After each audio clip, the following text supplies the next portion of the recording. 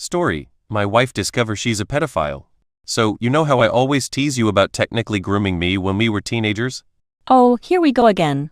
The age of consent was 16. You're just jealous I was a legal adult before you.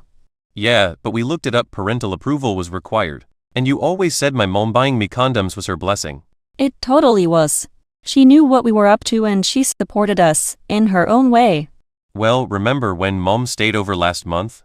I brought it up again and you hit her with the condom defense. And she just looked at me, totally deadpan.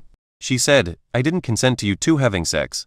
I bought my son condoms because I didn't want him getting any girls pregnant. I knew I couldn't stop him, but if he was going to, I wanted him to use protection. I nearly choked on my wine. You were laughing so hard you had to sit on the floor. So now the official story is, you groomed me, molested me, manipulated my young mind into proposing on a mountain? And now I have to atone with my entire collection of Jesus scandals. Especially the baby Jesus one you said not to look too long.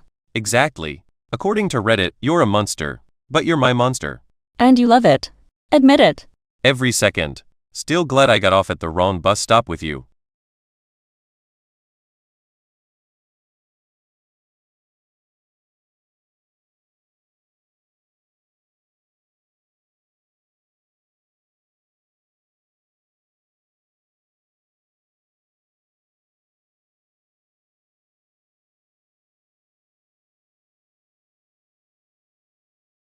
Story, I accidentally shit the bed in front of my boyfriend. So, how are you feeling now that you're home from the hospital? You must be exhausted. Yeah, my body feels so weak. I haven't eaten or drunk anything all week because of the tests, so everything's kind of shut down. Did the laxatives kick in? The doctor said they might help you get things moving again. I took them earlier, but I've never had them before. I don't really know what to expect. Well, hopefully they'll help you feel a little more normal soon. Smirking, looks up from phone. I'm shitting. Wait, what?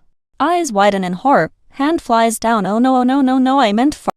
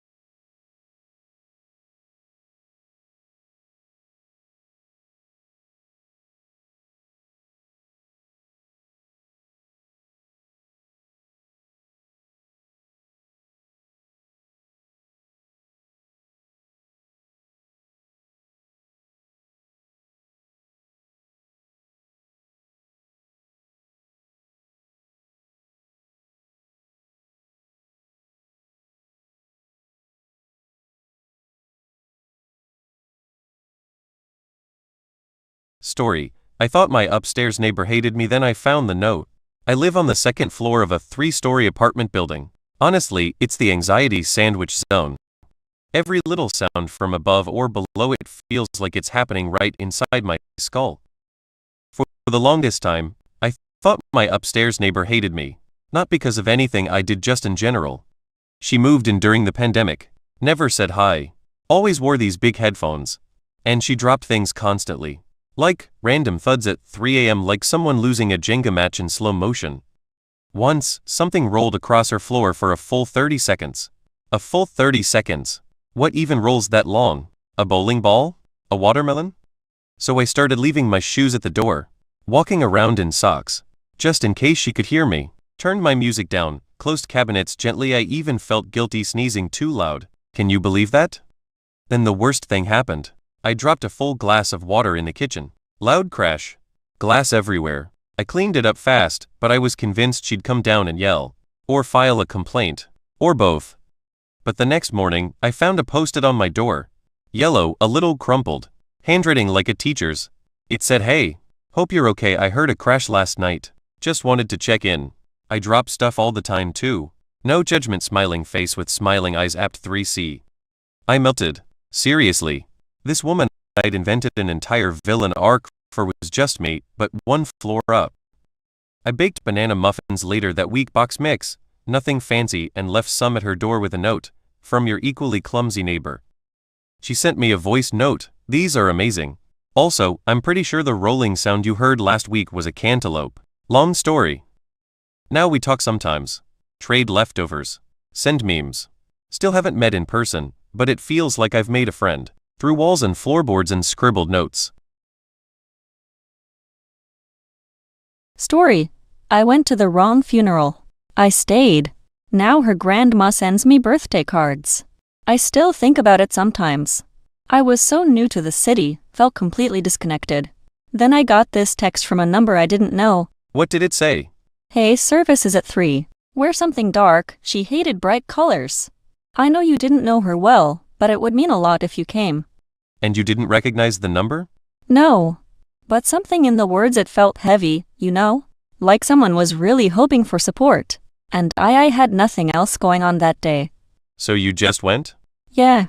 Showed up at the church, sat in the back. I was so sure someone would ask who I was, but nobody did. I just listened. And you stayed for the whole thing? All of it. Learned her name was Marion. She loved jazz, had a cat named Newton she always gave cookies to guests. I felt like I knew her by the end. That's surprisingly intimate. Then her grandmother came up to me afterward. Thought I was from our class. I panicked and told her I got the wrong text. What did she say? She laughed. Not in a mean way, it was warm. She said, "So you're just here? For a stranger?" And I told her I didn't want Marion to have an empty room. That's really kind of you. She held my hand and told me I was exactly the kind of person Marion would have liked. We talked for hours. Before I left, she gave me a little velvet pouch, said Marion wouldn't have let me leave empty-handed. What was inside? A sugar cookie. Shaped like a heart. Wow. And now, every year on my birthday, she sends me a card with a cookie recipe inside. I write her back every time. You went to the wrong funeral, but maybe it wasn't wrong at all.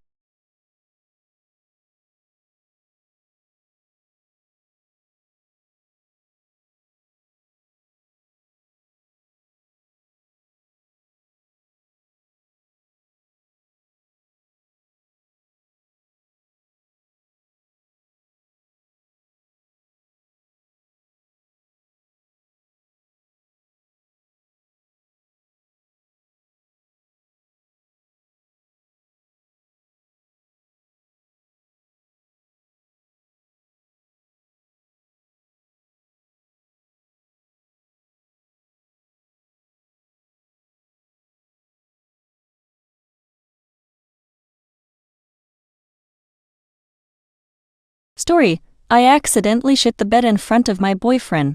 I still can't believe I'm telling you this, but honestly, it was the most mortifying moment of my life. Wait. What happened? Now I'm curious. Okay, so, remember when I was in the hospital for my stomach? And I came home feeling so weak, and the laxatives they gave me? Yeah, I